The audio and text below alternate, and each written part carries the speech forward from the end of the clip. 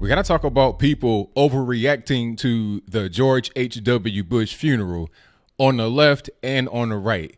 But before we get into all the details of all the people that have been overreacting, what I'm going to do right now is show you a clip from CNN. And I think this kind of encapsulates the reactions that have come as a result of the funeral.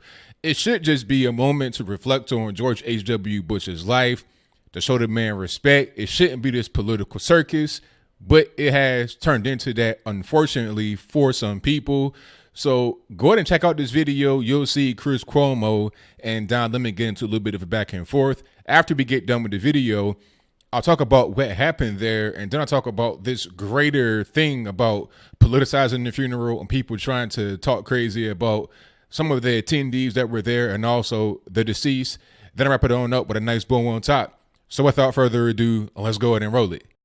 You don't have to show respect for that kind of person. Here, let me show you what I would have done. You don't have to. Well, let me show you. I want to show you something. Let me show you what I would have done. Okay, come here. Come here, Dom. Come here, Dom. Try to shake poor Don. You're petty and small. I'm not petty and small. That's real, brother. That's real. And real it petty shows and you small. this is not, nope, it's not. This is not about ideology. This is about the way someone conducts himself. Okay, so you see what's going on. You heard that. Now, this is really crazy. Don Lemon, I mean, come on. You're at a funeral. Why would you try to grandstand and do all this kind of political stuff at a funeral? Put all the politics to the side. Put your personal grievances to the side and just respect each other at this place. Okay? Then once you get back out there on the hill, once you get back out there on the campaign trail, wherever you are, then it can be back to business as usual. But in that place, respect that place and respect each other. That's the way it should be. And I'm glad that Chris Cuomo, out of all people in the world, called Don Lemon on that. See, Don Lemon reminds me of the kind of guy that never played sports, that never had a fight, that never had any kind of real competitiveness in his life. Because I've competed with people, I played sports a little bit. I was never no, great athlete, but I played sports a little bit. I done got into a fight here and there, and I've always been trying to compete with people. Sometimes you win, sometimes you lose, sometimes you get upset at somebody or whatever it is. But at the end of it, as men especially, you got to be able to understand how to shake hands and move on. You may not like that person. You may actually kind of almost hate that person, but there's no reason for you to be so petty and small, just like Chris Cuomo said. Let the political stuff and your personal feelings go, at least for a moment, in this setting. You're at a funeral, you're in church, you are doing something where you have to kind of collaborate and be amongst each other. Act civil, and that's what Trump did. That's what the Obamas did. That's what the Clintons did. That's what you should do. Now, if you ask me personally, I don't like the Obamas. I don't like the Clintons. And I wasn't necessarily the biggest fan of George H.W. or George W., but I'm not going to be so hateful against them, especially in a situation like that funeral. Now, let's go over to the right a little bit, because I put up a video of Bob Dole giving his last salute to George H.W. And by the way, Bob Dole, former senator, was also in World War II. He's a Purple Heart veteran. And George H.W. obviously was in World War II. I'm not sure about his particular awards, but he was 19 to 20 years old as a fighter pilot and got shot down out the sky during the war and lived with no injuries or anything severe. So these two people should be commended, if nothing else, for their service to the country during the war. But I digress. Some people just do not like the Bushes. They hate George H.W. to say he can rot in hell. He's in a fiery place now. He's better off. That's like, why do all that? A lot of people don't like the Bushes, but where's all this energy about this man before he passed away? All of a sudden, now that he's passed away, you want to have all this crazy energy. I don't like John McCain. Well, I didn't like him. He's gone now. But when he died at his funeral, I wasn't like, good riddance. It wasn't really that type of thing. Now, I'm not going to say that I'm sad that he's gone. I'm kind of glad that he's gone, only because he was obstructing the government moving forward by staying in office, although he knew he was sick. Okay, I would rather for him to not actually pass away, but to retire gracefully. That would have been the better solution. I don't want you to pass away to get out of the way. You know you're sick. You know you're dying. Go ahead and retire and just let the government keep going. He stayed in office out of spite. So I'm glad that he's gone because he was just in the way and not letting government go forward. Not because I did not like the man personally. I didn't celebrate his death because of my personal feelings toward him. I didn't celebrate it at all, but I'm glad that he's gone simply because he can get out of the way of the government going forward, which is the only reason why he was in office for like the past year or two. In the case of George H.W. Bush, he's not been in office for a long time. He's just out somewhere chilling and minding his own business. An old man, 94 years old. What's the purpose of hating on that guy?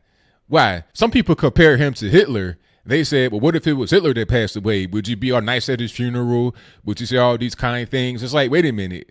Let's not go down the leftist road of calling everybody literally Hitler. Let's not do that because George H.W., regardless of what you think, was not that. Okay, you could say, you know, the wars in Iraq and all that, and you can be against that, but don't compare the man to Adolf Hitler. I mean, that's just really ridiculous. Okay, George H.W. was part of a bigger machine that's much bigger than him, and there's no reason to rail against this man who's part of a cog in the machine after he died at 94 years old when he's not been in government for a very long time. It doesn't make any sense. But maybe these same people that hate on this guy and his death are the same as Don Lemon, don't understand sports, don't understand competition.